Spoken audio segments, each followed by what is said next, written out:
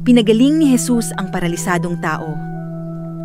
Ang kwento natin ay tungkol kay Jesus na nagpunta sa isang bahay sa Capernaum.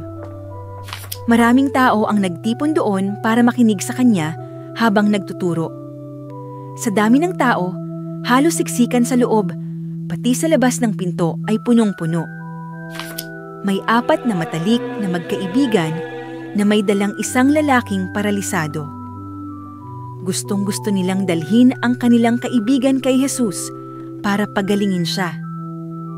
Pero dahil siksikan sa loob ng bahay, hindi nila magawang mailapit ang kaibigang paralisado. Hindi nagpatinag ang 4 na magkakaibigan. Kaya't umakyat sila sa bubong ng bahay at idinaan ang paralisadong kaibigan mula sa bubong, pababa mismo sa harap ni Jesus. Lahat ay nagulat, pero nakita ni Jesus ang kanilang pananampalataya.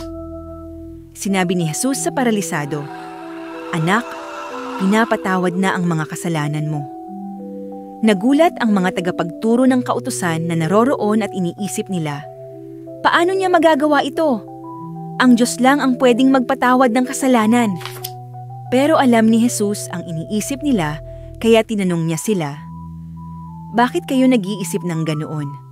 Mas madali bang sabihin na pinatawad na ang kasalanan mo o mas madali bang sabihan ang bumangon at lumakad?" Pagkatapos, sinabi niya sa paralisadong tao, "Tumayo ka! Buhatin mo ang iyong higaan at umuwi ka na." Agad namang tumayo ang paralisadong tao. Binangon ang kanyang sarili at binuhat ang kanyang higaan. Lumakad siya palabas ng bahay sa harap ng maraming tao. Namangha ang lahat at nagpuri sa Diyos. Ang kwentong ito ay nagpapakita ng kahalagahan ng pananampalataya at kabutihan.